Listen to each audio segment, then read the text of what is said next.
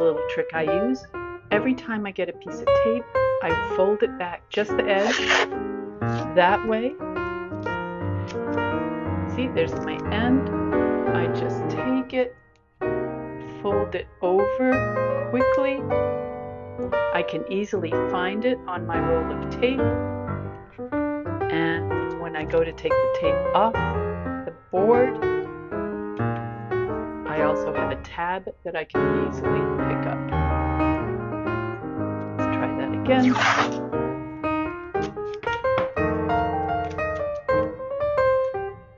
I want to make this thinner. There's my tab right there. Easy to grab when I'm ready. And I'll take this, fold it over, and I can find the end of it quickly and easily when I go to use the tape again.